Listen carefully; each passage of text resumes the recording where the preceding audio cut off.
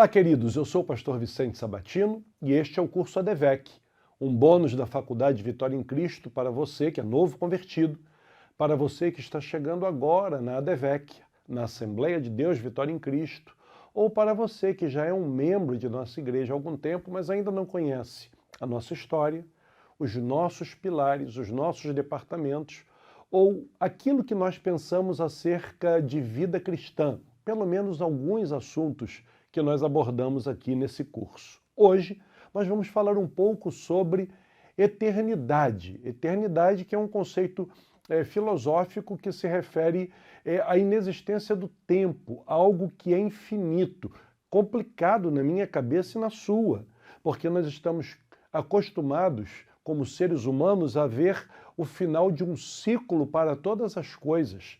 Até mesmo a vida humana, que seria o ciclo mais longo, começa e tem fim. Uma partida de futebol começa e tem fim, um relacionamento começa e tem fim, uma viagem começa e tem fim, mas quando nós falamos de eternidade, nós estamos falando de um tempo, se nós podemos assim chamar, que não tem nem princípio e nem fim. Qual é a diferença básica entre imortalidade e eternidade? É que imortal é tudo aquilo que tem um princípio e nunca terá fim. A eternidade é algo que não tem princípio e que não tem fim. Eu e você somos imortais. A nossa alma, ela nunca terá fim, mas um dia eu e você, nós nascemos. Nós começamos a nossa história.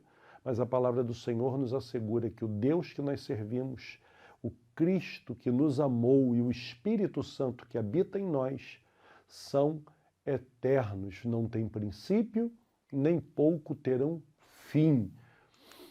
Quando nós falamos sobre esse assunto, eu quero deixar para você dois textos que eles vão nos acompanhar durante esse módulo. Paulo vai escrever para a igreja que está lá em Corinto. Na sua primeira carta, no capítulo 15, versículos 51 e 52, ele vai dizer o seguinte: eis que vos digo um mistério. Na verdade, nem todos dormiremos. Na verdade, ele está falando de morte. Mas todos seremos transformados. No momento, num abrir e fechar de olhos, ele está falando de velocidade. Ante a última trombeta, porque a trombeta soará e os mortos, ou seja, no versículo 51 ele diz que eram aqueles que estavam dormindo, ressuscitarão incorruptíveis e nós que estivermos vivos, nós seremos transformados. Do que Paulo está falando? Do arrebatamento da igreja. Duas classes de pessoas que serão arrebatados. Os mortos, mas ele vai dizer que são como os que dormem. Por quê? Porque morto não pode ouvir uma trombeta, morto não pode ouvir um grito. Então ele vai dizer que, na verdade, ele está dormindo, porque ele vai ser acordado para quê? Para ser transformado e arrebatado. Então, quem estiver morto vai ressuscitar primeiro sendo transformado, e nós que estivermos vivos seremos arrebatados sendo transformados, para que nós possamos subir para encontrar com o Senhor. Como vai ser isso? O versículo 51 explica um mistério.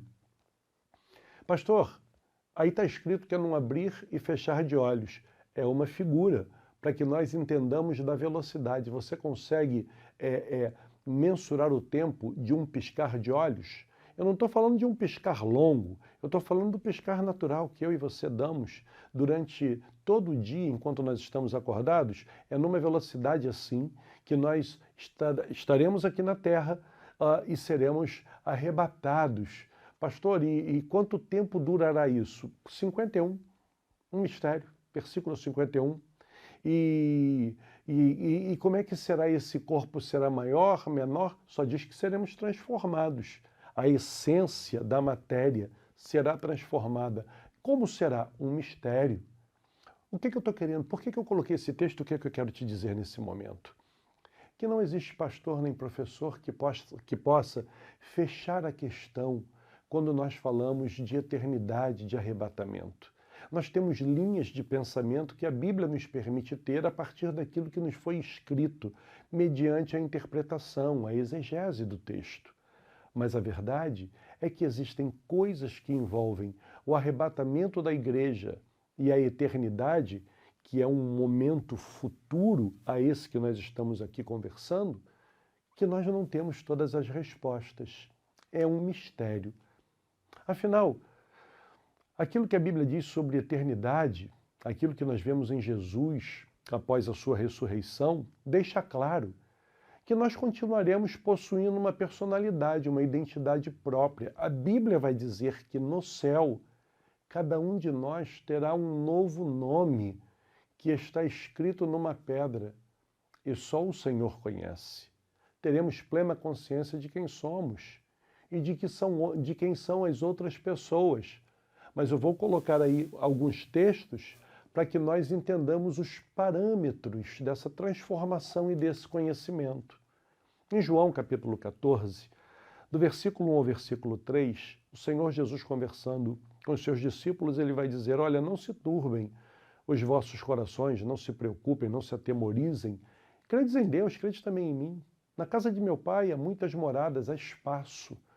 Se não fosse assim, eu vou-lhe teria dito que eu vou preparar-vos lugar. E quando eu for e vos preparar lugar, virei outra vez e vos levarei para mim mesmo, para que aonde eu estiver, estejais vós também. Preste atenção. Esse Jesus que está falando está se referindo a um momento futuro, quando ele terá voltado para perto do Pai.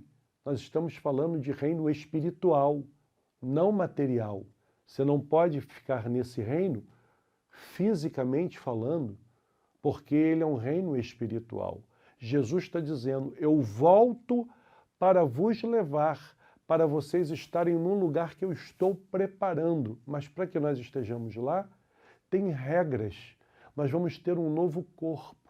A nossa mente vai se expandir para que nós possamos nos adequar a essa realidade futura chamada de eternidade. Pastor, dá mais detalhes. Versículo 51, 1 Coríntios, capítulo 15. É um mistério. Tem coisas que nós podemos ler e tentar aplicar, mas nós não podemos, às vezes, desenhar, porque nós não temos uma revelação completa. Veja o que o mesmo João vai dizer na sua primeira epístola, capítulo 3, versículo de número 2. Amados, agora, nós somos filhos de Deus, mas ainda não é manifestado o que haveremos de ser. Mas sabemos que quando ele se manifestar, quando Jesus voltar para buscar a igreja, seremos semelhantes a ele, porque assim como ele é, nós o veremos. Ou seja, os nossos olhos vão começar a enxergar o mundo espiritual, coisas que hoje poucas pessoas conseguem fazê-lo através de um dom. Mas quando formos arrebatados, os nossos olhos se abrirão para o mundo espiritual. Nós vamos ver Jesus, saberemos que ele é Jesus, mesmo que aqui em vida você jamais o tenha contemplado com os teus olhos naturais. Você vai olhar e vai dizer: é Jesus, o amante da nossa alma, o amigo da nossa jornada. Nós vamos conhecê-lo. Quando Lucas escreve o capítulo de número 24, ele vai trazer uma passagem muito interessante falando acerca de 2 discípulos que vão no final de semana, saindo de uma aldeia chamada Emaús, vão até Jerusalém, provavelmente para ouvir Jesus falar na sinagoga, para ouvir Jesus dar os seus ensinamentos. E quando eles chegam lá, são surpreendidos, porque Jesus havia sido crucificado. Então eles voltam tristes para a aldeia de Emaús e Jesus se apresenta, vai caminhando com eles, vai conversando com eles, batendo um papo. Vocês estão tristes? Ah, estamos. É mesmo? Mas por quê? Ué, rapaz, tu é um viajante, um forasteiro, tu não está sabendo não, tu é um alienado. Jesus Cristo, que fazia tantos milagres, foi crucificado, morreu, e Jesus vai conversando com eles. E aí, quando chegam perto da casa, ele diz assim: olha, não segue adiante não, entra, toma um café, come com a gente alguma coisa. E a palavra do Senhor vai dizer que Jesus entra, eles não conhecem. E aí no versículos 30 e 31 vai dizer que aconteceu que eles estando à mesa, Jesus tomou o pão, o abençoou, partiu, lhes deu, e quando isso foi feito, abriram-se-lhe os olhos e conheceram. Então ele desapareceu, Jesus foi embora. Se eles o conheceram, é porque mesmo Jesus estando fisicamente com eles, já estava numa matéria corporal diferente. Eu não estou falando só de fisionomia, eu estou falando de matéria corporal. Já era diferente. Por que digo isso? Porque quando ele vai ver os seus discípulos, eles estão reunidos num recinto fechado e ele aparece entre eles, sem que portas fossem abertas. Ele simplesmente atravessa essa matéria sólida que nos cerca e se apresenta diante deles.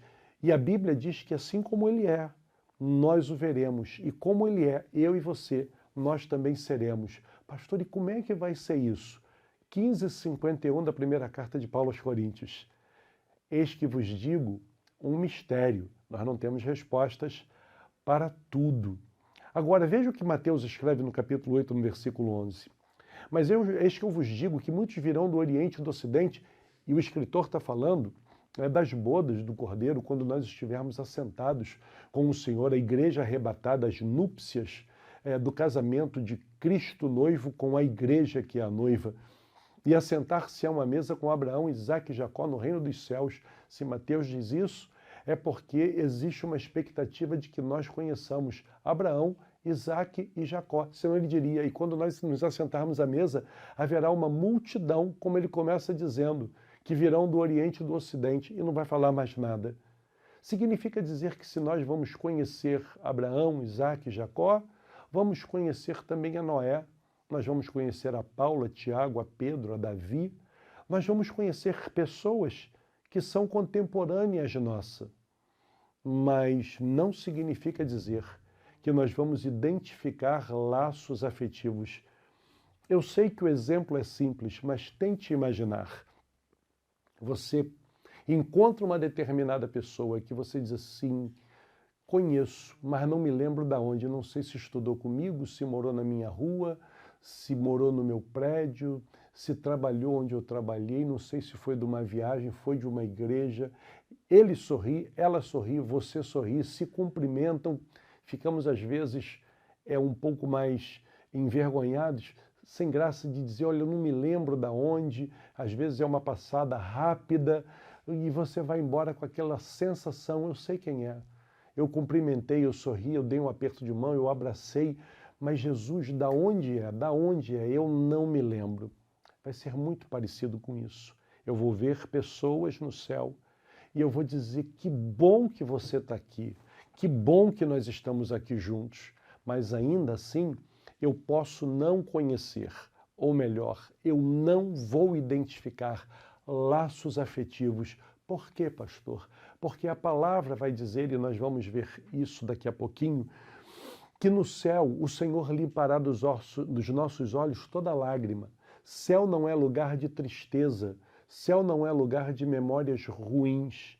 E se eu chegar no céu, eu encontrar o meu pai, eu encontrar a minha mãe, eu encontrar a minha esposa, certamente eu vou procurar, cadê meu tio, cadê minha tia, cadê meu irmão, cadê minha irmã? E no momento em que eu não encontrá-los, isso pode trazer uma amargura ao meu coração. Então eu sei que eu vou encontrar o meu pai, eu vou sorrir para ele, ele vai sorrir para mim, mas eu tenho certeza que eu não vou saber que foi ele que me gerou, não foi ele que me fez e me trouxe à vida.